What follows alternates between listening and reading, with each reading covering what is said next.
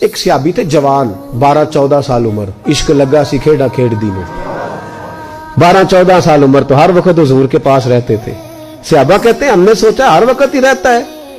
ایک دن نبی پاک صلی اللہ علیہ وسلم نے کہا ان کو ذرا بتاؤں تو صحیح ہے مجھ سے پیار کتنا کرتا ہے. صحابہ کو تجربہ کرانے کے لیے حضور نے اس سے کہا مجھ سے پیار کرتے ہو؟ اس نے کہا بیبا آپ کو پتہ ہی ہے سارا. تو حضور نے فرمایا جاؤ اپنے باپ کی گردن کاٹ کے لاؤ. کس کی؟ اوکھا جے بابا کام. ہاں اپنے باپ کی گردن کاٹ کے لاؤ. 12-14 سال عمر, چھلانگ لگائی. مسجد نبوی کے دروازے پر مولا علی شیر خدا کھڑے تھے. ان کی گردن میں تیر کمان تلوار تھی, کھینچی تلوار. اور جب دوڑے نا جذبات میں تو حضور نے فرمایا اسے پکڑ لاؤ, اس نے سچ مچ کاٹ کے لے آنی ہے. لے آؤ پکڑ کے.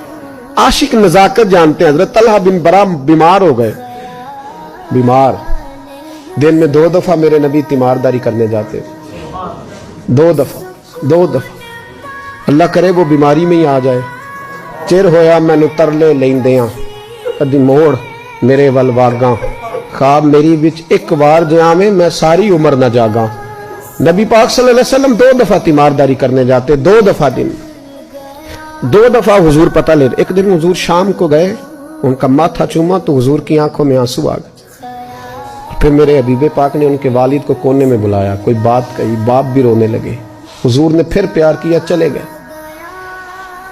حضرت طلحہ اپنے ابا جی سے کہنے لگے حضور کیا کہہ کے گئے؟ کہا بیٹے کچھ نہیں.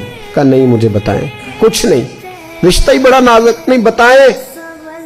تو باپ نے سر پہ ہاتھ رکھا, کہا حضور کہہ گئے ہیں تو آج شام کو فوت ہو جائے گا. اور جب حضور نے کہا جب اس کا انتقال ہو جائے تو مجھے خبر کرنا. والد کو چارپائی پہ بٹھا کے تو حضرت طلحہ نے ہاتھ پکڑ لیا. عشق تیاگ دو میں ایک برابر, پر عشق دا سیک ودھیرا. اگ تے ساڑے ککھ تے کانے, عشق ساڑے تن میرا. او اگ دا دارو می تے پانی, مینوں کوئی دسے عشق دا دارو کیڑا. بلے شاہ اتھے کچھ نہیں بچدا جتھے عشق ہوراں دا ڈیرا. ہاتھ پکڑا باپ کا اور کہنے لگے ابا جی ایک وعدہ کرو, رات کو جب میں فوت ہو جاؤں تو نبی پاک کو اطلاع نہیں دینی. خبر. کہا بیٹے حضور کہہ گئے ہیں دینی ہے, تو کہتا نہیں دینی, کیوں؟ عاشق نزاکت جانتے ہیں. اگرچہ 12-14 سال عمر تھی پر عشق پکا تھا نا, نزاکت سمجھتے تھے. کہنے لگے ابا جی جن گلیوں سے حضور نے گزر کے آنا ہے وہ یہودیوں کی گلیاں ہیں. ایسا نہ ہو میرے جنازے کی خاطر حضور گزرے اور کوئی میرے نبی کو تکلیف دے دے, اس لیے خبر نہیں کرنی مصطفیٰ کو. آپ جنازہ پڑھ کے دفنا دینا. رات کو انتقال ہوا, باپ نے جنازہ پڑھا, دفن کیا. سارا کچھ جاننے والے رسول آئے. کہا مجھے بتایا کیوں نہیں؟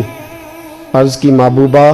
کہتا تھا حضور کو تکلیف نہیں دینی, میری ذات کی خاطر تکلیف نہ دینا, نہ کوئی یہودی تکلیف نہ پہنچا دے. گلیاں یہودیوں کی ہیں, قربان جائیں. ساری دنیا روزہ رسول پہ, اور میرے رسول نے فرمایا مجھے بتاؤ اس کی قبر کہاں ہے. ساری دنیا روزہ رسول پہ, اور نبی پاک اس غلام کی قبر پہ کھڑے آنسو بہہ رہے ہیں. صحابہ کہتے ہیں ہر قبر پہ دعا یہ ہوتی تھی یا اللہ قبر کشادہ کر دے, یا اللہ اس کا حساب آسان کر دے. یہاں دعا بھی انوکھی, اس کے لیے دعا بھی انوکھی, رشتہ ہی بڑا نازک ہے. میرے نبی پاک نے دعا بڑی انوکھی فرمائی. کہا اے اللہ جب میرے طلحہ کی تیرے ساتھ ملاقات ہو تو ذرا اس سے مسکرا کے ملنا, وہ تیری شان کے لائق ہے, ذرا اس سے مسکرا کے ملنا. کہتے وجد ہو گیا تاری, اس لیے کہ جو رشتہ نبی کا امتی سے ہے اور امت کا رسول سے ہے اس کی نزاکت کو صرف غلام جان سکتے ہیں. غلام جان. میں نے پچھلے جمعے بھی کہا تھا, مجھے ایک شخص کہنے لگے آپ بتیاں لگاتے ہیں, جھنڈیاں لگاتے ہیں. میں نے کہا بس نہیں چلتا, ہم تو تارے بھی لگا دیں, تمہیں ہمارا پتہ ہی نہیں. میرا دل کرتا ہے گلی گلی پھروں اور یہ نعرہ لگاؤں جان ہے عشق مصطفیٰ, روز فضو کرے خدا, جس کو ہو درد کا مزہ وہ نازے دوا اٹھائے کیوں, اور پھر کے گلی گلی تباہ ٹھوکریں سب کی کھائے کیوں. اگر دل کو یہ عقل دے خدا تو تیری گلی سے جائیں کیوں.